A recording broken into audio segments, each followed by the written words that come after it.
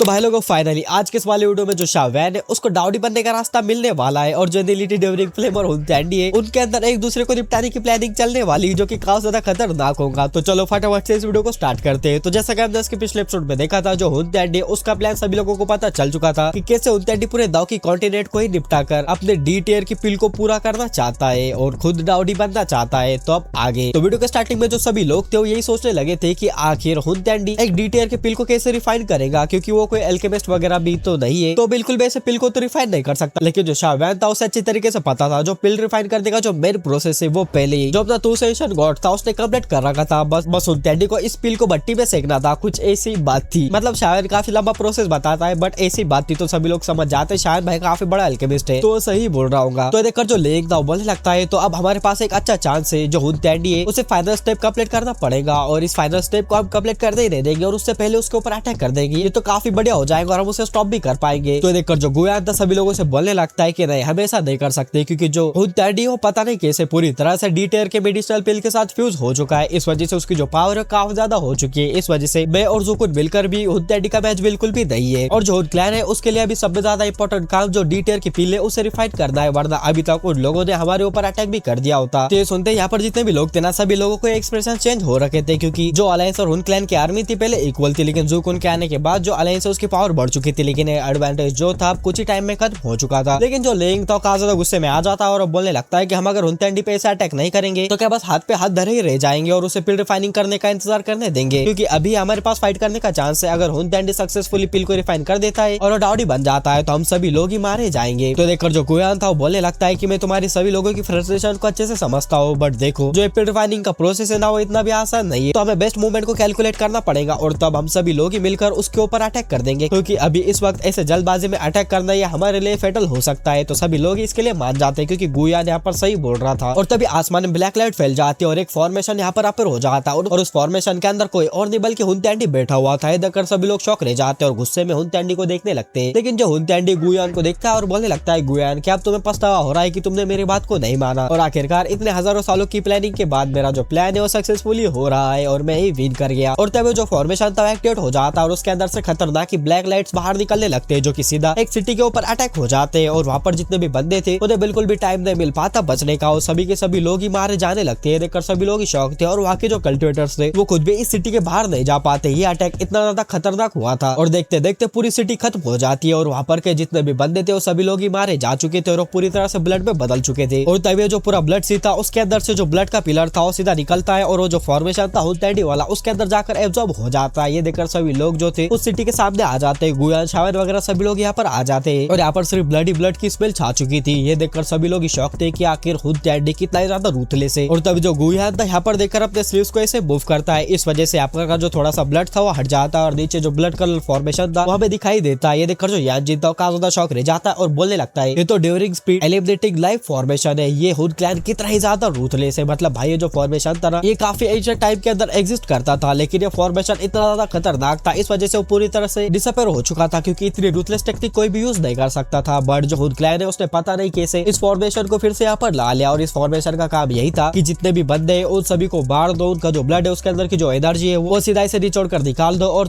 तुम उस एनर्जी को एब्जॉर्ब कर सकते हो। तो देखकर जो गुयान था वो बोलने लगता है कि हुन क्लैन ने जो फॉर्मेशन है पहले ही काफी ज्यादा टाइम पहले लगा कर रखा है और जो हॉल ऑफ सोल से शायद उनका जो ऊपर का प्लान था वो सिर्फ सोल कलेक्ट करने का था, लेकिन उनका जो रियल प्लान था वो यही फॉर्मेशन सेट करना था और ऐसा फॉर्मेशन उन्होंने दाव की कॉन्टिनेंट के काफी सारे अलग अलग जगह के ऊपर प्लेस कर रखा होगा। सच में जो हुन क्लैन है उसने अपनी पहले पूरी प्रिपरेशन कर रखी थी। तो देखकर जो शावैन है वो बोलने लगता है कि हुंटैंडी को जो पिल रिफाइन करने के लिए एनर्जी चाहिए वो इस फॉर्मेशन से पूरी तो हो ही जाएगी, लेकिन इस फॉर्मेशन को एक्टिवेट करने के लिए भी मैसिव अमाउंट ऑफ एनर्जी की जरूरत है। इसका मतलब कि जो हुन क्लैन है उसने अपना सब कुछ इस बेड के ऊपर लगा दिया है। तो देखकर जो गुयान है सभी लोगों से बोलने लगता है हेडक्वार्टर में जाकर हम डिस्कस करेंगे और सभी लोगों को ये बोलने लगता है कि अब जितनी ज्यादा स्ट्रेंथ हो सकती है उतनी ज्यादा स्ट्रेंथ को गैदर करो, क्योंकि जो हुन क्लैन है अब पूरे दो की कॉन्टिनेंट का एनिमी बन चुका है। तो देखकर सभी लोग हेडक्वार्टर की तरफ सर्च कर जाते हैं, लेकिन जो शावैन था अपने दिल में बोलने लगता है कि हम नंबर्स में भले कितने भी ज्यादा हो जाए बट अगर जो हुंटैंडी वो एक रियल डाउडी बन गया तो हम उसके सामने बिल्कुल भी कुछ नहीं रहेंगे। और ये हेडक्वार्टर पहुंच जाते हैं, लेकिन उसके बाहर जिया और जो ज़ुकुन थे वो आ रखे थे, तो सभी लोग वहाँ पर रुक जाते हैं और ज़ुकुन भी जो हुंटैंडी का फॉर्मेशन से और ज़ुकुन भी हुंटैंडी के फॉर्मेशन को देखते हुए बोलने लगता है मुझे लगा नहीं था कि इस बंदे के पास इतना तगड़ा फॉर्मेशन भी हो सकता है। तो देखकर जो गुयान है वो बोलने लगता है कि हम ज्यादा से ज्यादा ऐसा ही कर सकते हैं कि जितने भी लोग हैं हम सभी लोग ऐसे स्ट्रेंथ को गैदर करे और जो हुंतैंडी का ऊपर वाला फॉर्मेशन है उसे पूरी तरह से ब्रेक कर दे, जिस वजह से हुंतैंडी फेल हो जाएगा और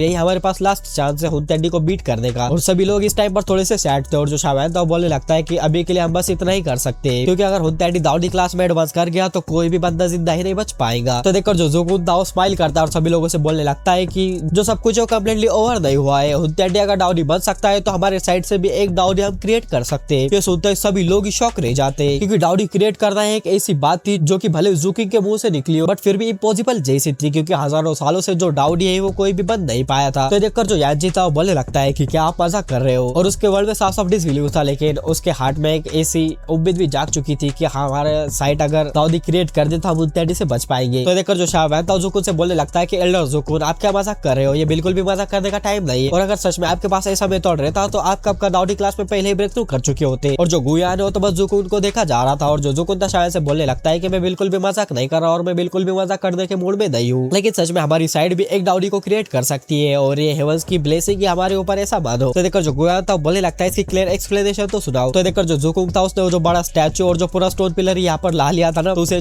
मेंशन के अंदर से उसे देखता है और बोलने लगता है कि जो दाऊदी मेंशन है उसके अंदर जो दी ईयर की एम्ब्रॉयडरी पिलर है वही सब में ज्यादा रेयर नहीं है, वही सब में ज्यादा प्रीशियस चीज नहीं है। तो शायर जो स्क्योर था ना उधर देखता है और बोलने लगता है एल्डर ज़ुकुन क्या आप उसकी बात कर रहे हैं। और जो ज़ुकुन थे वो बोलने लगते हैं कि मैंने क्या फालतू में इतनी मेहनत कर इतने बड़े स्क्वायर को लाया था, ऑफ कोर्स उसी के अंदर कुछ है। और ये सभी लोग उस स्क्वायर के ऊपर चले जाते हैं और सभी लोग आसपास के अपने जो पिलर वगैरह जो पूरा स्क्वायर था उसे छान मार लेते हैं, लेकिन किसी को भी यहाँ पर कुछ अच्छा ऐसा नजर ही नहीं आता। और लेइंग जो था वो बोलने लगता है इसमें आखिर स्ट्रेंज क्या है। तो देखकर जो ज़ुकुन था वो स्टैचू की तरफ देखता है और बोलने लगता है क्या तुम में से कोई लोग जो तुसेशन गॉड है उसके ओरिजिन के बारे में जानता है, लेकिन इनमें से कोई भी बंदा तुसेशन गॉड के बारे में बिल्कुल भी नहीं जानता था, क्योंकि जो तुसेशन गॉड था वो एक अलग ही एरा से आता था और ये सभी लोग जब पैदा भी नहीं हुए होंगे। इन लोगों ने बस एशियन रिकॉर्ड्स के अंदर तुसेशन गॉड के बारे में सुना था, लेकिन ये देखकर जो गुयान था वो बोलने लगता है कि मेरे नॉलेज के अकॉर्डिंग जो तुसेशन गॉड था वो काफी ज्यादा मिस्ट्रियस एक्सपर्ट था। उस एरा में बहुत सारे पीक 9 स्टार दाउशिंग लेवल के बंदे थे, सभी लोग डाउडी में ब्रेक थ्रू करना चाहते थे लेकिन सभी लोग फेल हो गए थे, बट जो तुसेशन गॉड था वही किसी तरह से इसके अंदर सक्सेसफुली ब्रेक थ्रू कर पाया था। और रूमर से है कि जब तुसेशन गॉड दाऊदी बना था तो आसमान में 2 सन्स अपेयर हो गए थे और साथ ही आसमान में काफी ज्यादा फायर आ गई थी और आसमान में काफी ज्यादा सी ऑफ फायर्स आ गई थी जो कि पूरे हाफ डाउ की कॉन्टिनेंट को कवर कर ली थी। लेकिन ब्रेक थ्रू के बाद तुसेशन गॉड जो था वो डिसअपेयर हो गया और कॉमन सेंस के अकॉर्डिंग उसके जो भी ब्लड लाइन रिलेटिव्स थे जो उसके क्लैन के बंदे थे उनकी पावर शॉर्ट टाइम में काफी ज्यादा टेरिफाइंग लेवल तक बढ़ जानी चाहिए थी और फर्स्ट जनरेशन वाले जो बंदे थे उन्हें तो काफी ज्यादा बेनिफिट मिलना चाहिए था, बट ऐसा कुछ भी नहीं हुआ, कोई भी बंदा पावरफुल नहीं बना और इस वजह से पूरे दो की कॉन्टिनेंट के अंदर अपरोर बच चुका था। तो ये देखकर जो शावेन था बोलने लगता है तो क्या इसका मतलब तुसेशन गॉड के जो क्लैन मेंबर्स थे वो कुछ थे मतलब काफी ज्यादा कम थे, या फिर तुसेशन गॉड एक ऐसा बंदा था जिसके पास ब्लड लाइन थी नहीं और वो कोई नॉर्मल सा बंदा था जो कि दाऊदी बन गया। तो देखकर जो गुयान है बोलने लगता है कि हाँ ये पॉसिबिलिटी काफी ज्यादा करेक्ट है, बट ऐसा भी हो सकता है कि उसके क्लैन मेंबर्स को अभी तक किसी ने डिस्कवर ही नहीं किया हो। तो देखकर जो ज़ुकुन था उस स्टैचू को देखता है और बोलने लगता है कि हेवनली फ्लेम रैंकिंग में 23 टोटल फ्लेम्स है, बट क्या तुम लोग जानते हो कि फर्स्ट रैंक के ऊपर आने वाली फ्लेम कौन सी है। तो देखकर सभी लोग शौक रह जाते हैं क्योंकि किसी को भी इसके बारे में बिल्कुल भी पता नहीं था कि जो फर्स्ट वाली फ्लेम है आखिर उसका नाम क्या है। और यहाँ तक कि शावेन खुद एक एल्केमिस्ट था, उसके जितनी नॉलेज शायद फ्लेम के बारे में किसी को थी, बट उससे भी बिल्कुल पता नहीं था फर्स्ट रैंक की हेवनली फ्लेम के बारे में। तो शायद ज़ुकुन से बोलने लगता है कि क्या एल्डर ज़ुकुन को फर्स्ट रैंक की हेवनली फ्लेम के बारे में पता है। तो देखकर जो ज़ुकुन था उसके फेस के ऊपर स्माइल आ जाती है और बोलने लगता है कि इस वर्ल्ड में फर्स्ट रैंक की फ्लेम ऐसी कोई चीज एग्जिस्ट ही नहीं करती, मतलब है ही नहीं। तो सुनकर तो सभी लोग ही शौक रह जाते हैं और वो खुद भी अच्छे से जानते थे कि फर्स्ट रैंक पर हेवनली फ्लेम कोई है नहीं, उसके बारे में कुछ अता पता है ही नहीं। तो देखकर ज़ुकुन बताने लगते हैं कि हर लिविंग क्रिएचर के अंदर अपनी सोल होती है और हेवनली फ्लेम जो होती है वो भी इससे डिफरेंट नहीं थी, वो भी थाउजेंड ऑफ ईयर्स तक ऐसे जलते रही, फिर उसके अंदर सोल आ गई, देन वो म्यूटेट हो गई और जो म्यूटेटेड हेवनली फ्लेम्स थी अपने प्लेस से ऐसे दूर नहीं जा सकती थी, बट उस फ्लेम के अंदर इंटेलिजेंस आ गई और वो ऐसे ट्रैवल करते रही और उसके रास्ते में जितने भी हेवनली फ्लेम्स आए उन सभी को डेवर करते रही और काफी सारे ऐसे हेवनली फ्लेम्स को डेवर ऐसे करने के बाद उसने टोटल ऐसे 21 हेवनली फ्लेम्स को पूरी तरह से डेवर कर दिया जो कि हेवनली फ्लेम रैंकिंग्स में थे। और शायद तो सुनकर काफी ज्यादा शौक रह जाता है कि एक हेवनली फ्लेम ने इतने सारी हेवनली फ्लेम्स को ऐसे डेवर कर दिया और वो बोलने लगता है कि क्या ये डिलीटेड डेवरिंग फ्लेम थी। तो देखकर जो ज़ुकुन थे वो बताने लगते हैं कि जो हेवनली फ्लेम होती है वो भी ह्यूमंस की तरह ही रहती है, उनके अंदर भी जो ह्यूमन की टेरिटरी वगैरह है वही कुछ रहती है, मतलब कि सीधा सीधा जो वीक हेवनली फ्लेम है वो मारी जाती है, पावरफुल हेवनली फ्लेम उन्हें डेवर कर देती है, ऐसा कुछ इसके अंदर था। और जो रैंकिंग थी वो कोई फिक्स नहीं थी, स्ट्रॉन्गर वीक को ऐसे डेवर कर देता था, लेकिन एक जो फ्लेम थी वो काफी ज्यादा यूनिक थी, उसने पहले अपने से वीकर हेवनली फ्लेम्स को डेवर किया और पावरफुल को अवॉइड किया और ऐसे थोड़े और ज्यादा पावरफुल हेवनली फ्लेम्स को ऐसे डेवर करते गई। देन वो हेवनली फ्लेम इतनी ज्यादा पावरफुल हो गई कि जो डिलीटेड डेवरिंग फ्लेम है और प्यूरिफाइंग डेबिक्लोटर फ्लेम है वो भी उसके सामने बिल्कुल कुछ नहीं रही। और यही जो हेवनली फ्लेम थी फिर उसने बाकी सभी हेवनली फ्लेम्स को ऐसे डेवर कर दिया और काफी ज्यादा पावरफुल बन गई। देन उसने अपने आप को फ्लेम गॉड बोला और उसने थाउजेंड ऑफ ईयर्स वगैरह ट्रेनिंग वगैरह की। देन वो एक ऐसे लेवल के ऊपर पहुंच गया और सभी लोगों के सामने आ गया। और सभी लोगों ने जब उसे देखा तो उसे स्लेव गॉड नहीं बोला, बल्कि उसे एक अलग ही टाइटल दे दिया जो था टूसेशन गॉड। और ये सुनकर सभी लोग शौक रह जाते भाई जो लास्ट वाला डाउडी था ना ही कोई जानवर था ना ही कोई इंसान, वो एक फ्लेम थी। और यहाँ पर सभी लोग ही शौक थे, कोई भी अपने शौक को कंट्रोल नहीं कर पाता। लेकिन जो गुयान था बोलने लगता है ब्रदर जुकुन क्या आप सही बोल रहे हो। तो ये देखकर जुकुन गुयान को रोस्ट कर देता है और बोलने लगता है कि एज के हिसाब से तुम मेरे ग्रैंडसन के जनरेशन पे हो और मैं यहाँ पर सब में ज्यादा ओल्ड हूँ, तो ऑफकोर्स सब में ज्यादा नॉलेज यहाँ पर मुझे ही होगी। तो देखकर यहाँ पर सभी लोग चुप हो जाते हैं क्योंकि जो जुकुन बोल रहा था वो बिल्कुल सही था। तो तभी जो गुयान था वो बोलने लगता है कि इन सभी बातों का हुनतेंडी से क्या रिलेशन है, क्योंकि अभी तो हमें बस हुनतेंडी से फाइट करना है और उसे हराना है। तो देखकर जो जुकुन था वो बताने लगता है कि जो टूसेशन गॉड मेंशन है उसके अंदर दो चीजें सबसे ज्यादा प्रीशियस थी। फर्स्ट में डी-टियर के एम्ब्रॉयडिंग पिल थी जो कि हुनतेंडी ले चुका है, और जो सेकंड थी वो है डीएसएस जो कि टूसेशन गॉड पीछे छोड़कर गया है। ये सुनकर सभी लोग शौक रहते हैं और बोलने लगते हैं डीएसएस। और जो कुछ बताने लगता है कि टूसेशन गॉड मेंशन के अंदर जो डी-टियर की पिल थी ना उससे भी ज्यादा जो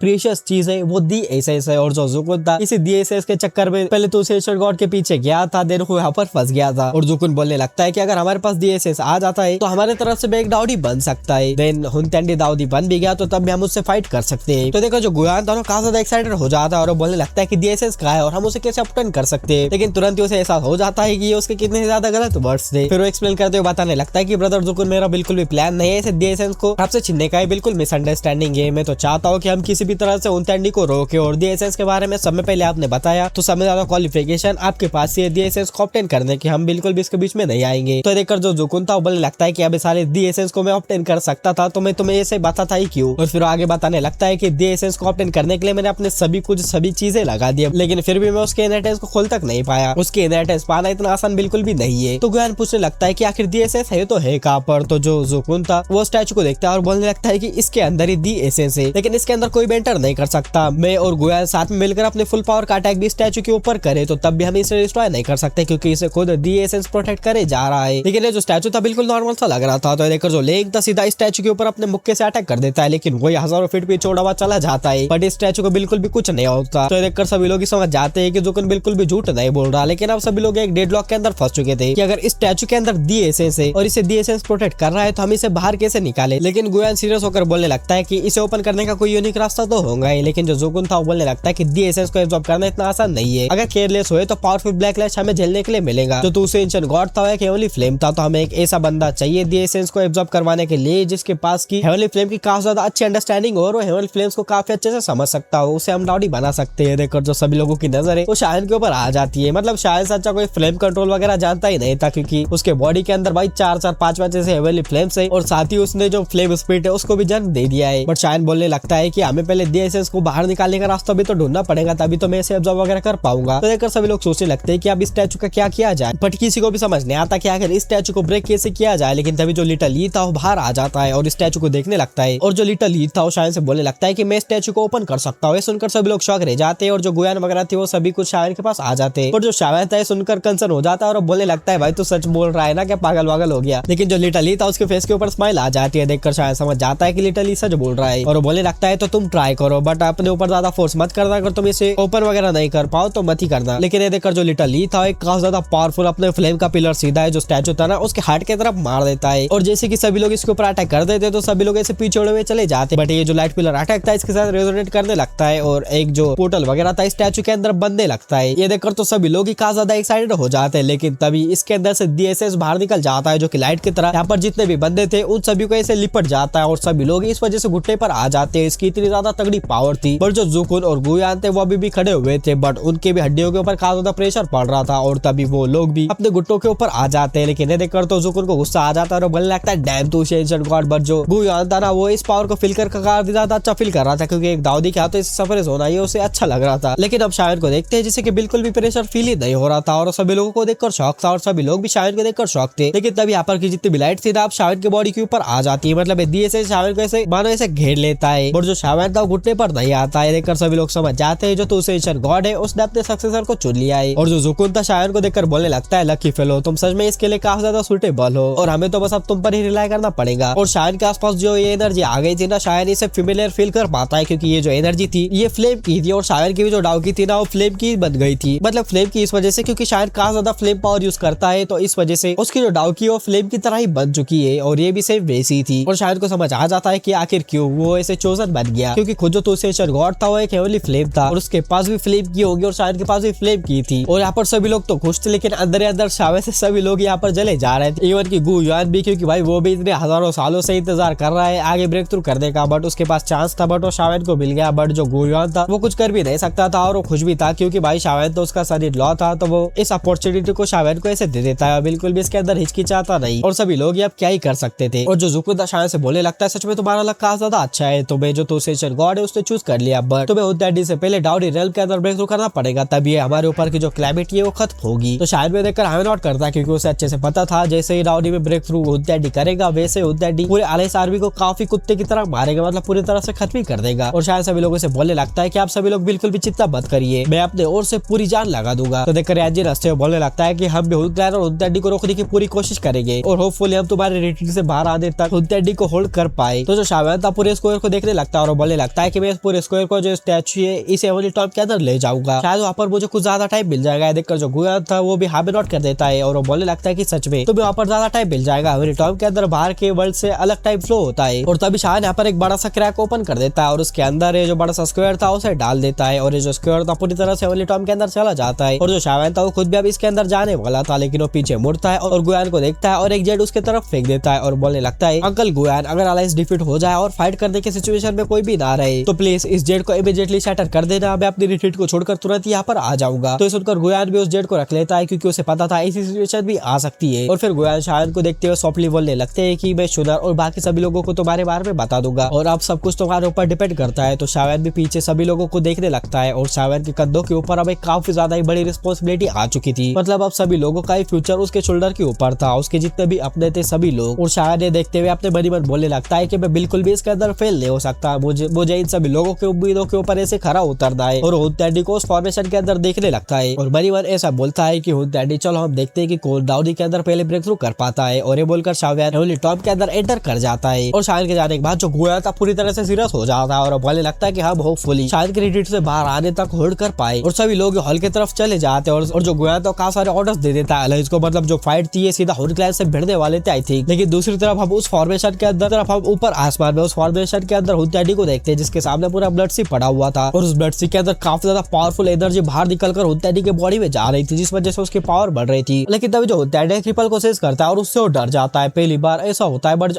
हुदाडी अपनी आंखें खोलता है और आगे देखते लगता है जहाँ पर उसे कुछ भी नजर नहीं आता और सोचने लगता है कि क्या मैं ज्यादा ही कुछ सोच रहा हूँ। और जो हुदाडी अलायंस में जो हलचल वगैरह चल रहे थे उसके ऊपर ध्यान दे सकता था, क्योंकि उसका पूरा ध्यान अपने डाउडी बनने के ऊपर था, कोई ऐसे ध्यान कैसे बिल्कुल भी डाइवर्ट नहीं कर सकता था। और तभी दिलिटी ड्यूरिंग फ्लेम हुदाडी के साइड में अपेयर हो जाता है, तो देखकर जो हुदाडी बोलने लगता है कि क्लैन की सिचुएशन क्या है। और पहले के टाइम पर जो हुदाडी और दिलिटी ड्यूरिंग फ्लेम थे क्लैन के अंदर से पोजीशन के ऊपर थे, बट जब से हुदाडी को डीटेर के एक पिल मिली थी तब से उसने तो दिलिटी ड्यूरिंग फ्लेम को ऐसे इज्जत देना ही बंद कर दिया था। और दिलिटी ड्यूरिंग फ्लेम काफी टाइम से टॉलरेट करा जा रहा था, बट उसके पास कोई ऑप्शन भी नहीं था। और जो दिलिटी ड्यूरिंग फ्लेम था वो बोलने लगता है कि 1 मिलियन से ज्यादा जो डिसेंडेंट्स और सिटीजन्स है उन्हें हमें ब्लड के पूल के अंदर डाल दिया, लेकिन